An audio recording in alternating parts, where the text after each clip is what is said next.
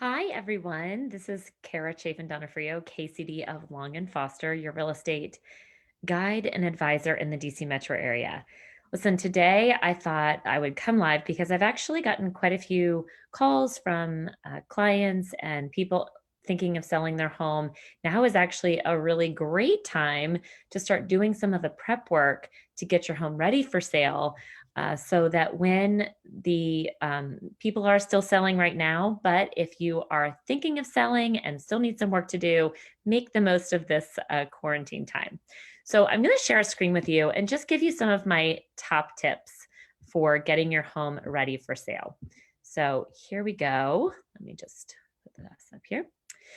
So the first key tip is boosting curb appeal. Now that the weather has really started to get so pretty and beautiful out, it's a perfect time to be outside doing some yard work.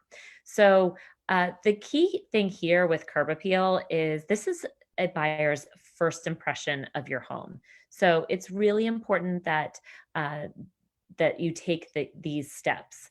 The other important thing is that often, if somebody sees that your home is coming on the market, they're going to drive by and they're going to make a quick decision as to whether or not they want to go inside or not. So, a few key things, just make sure that your house address is easy to read.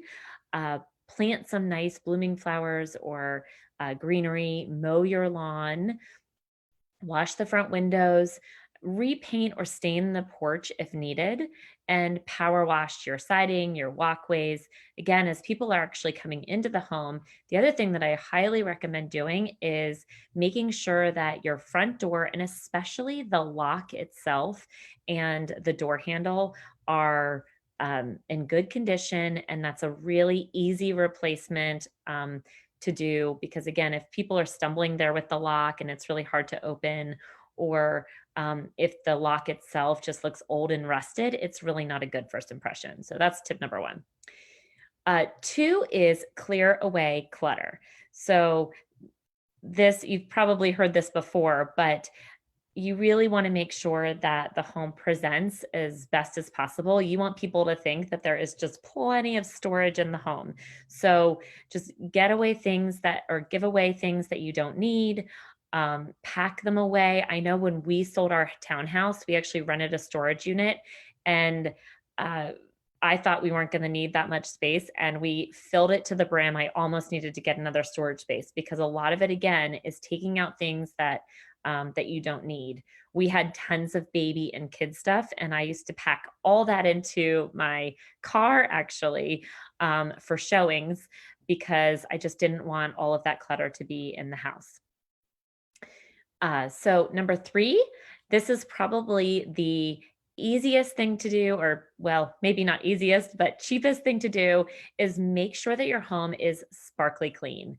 And because when people look through the home, when baseboards look dusty, or there's a lot of marks on the wall, or just the caulking in the bathrooms is gross or mildewy, what that impression that gives is that if this is how somebody is caring for their home, then what are, and I can see these things, then what other things may they not be taking care of?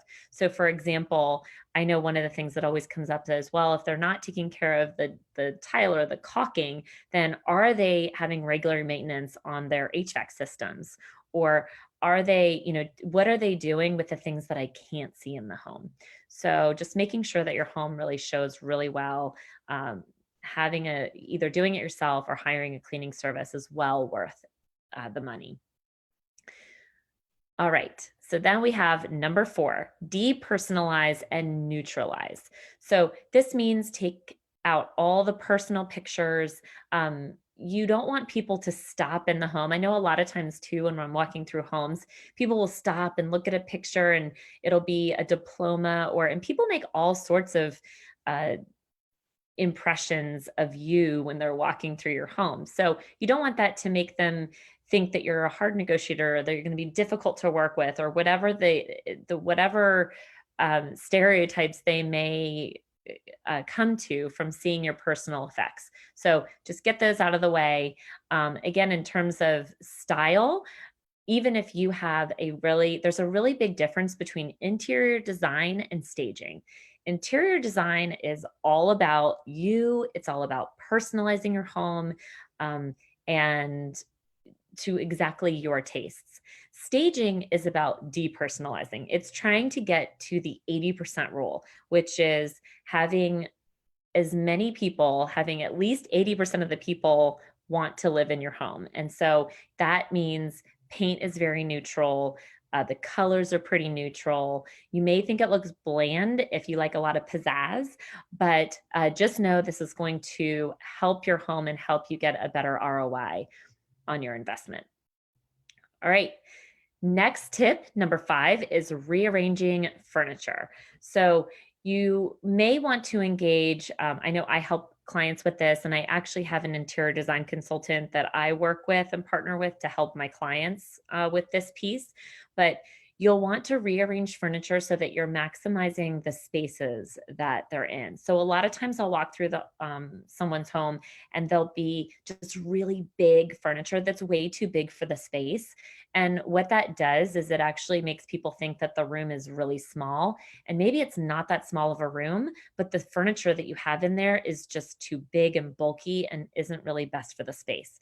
So sometimes it's removing certain pieces of furniture, sometimes it's just reconfiguring it.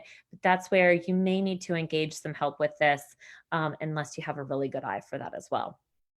And the last thing is, now we have an adorable little dog. Her name is Sophie. Um, and we love her. So I'm a big dog lover. But whenever it comes to selling the home, I actually think it's best to get rid of a lot of the dog stuff within the home or any type of animal pet stuff. So bones, um, their dishes for water and food. I usually try to remove all of that for home showings.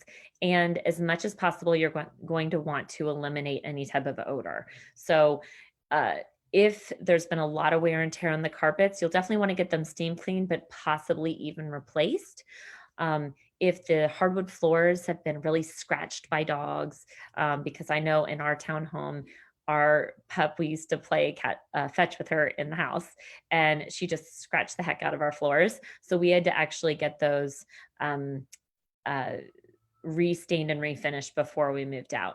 So again, a few just really easy 6 of my top tips for getting your home ready for sale. If you are thinking of selling, I'm always happy to be a resource, and I actually have more things to share, and would be happy to talk you through that as well, or even come over to your home and help you think through how to best position it for sale. So feel free to reach out to me if that's the case. But even if you're not planning on selling, I know it can be a good time to just start to, you know, get rid of things that we don't need and do a good spring cleaning. So I hope this is helpful, and I look forward to your feedback. All right. Have a great day, everybody. Bye.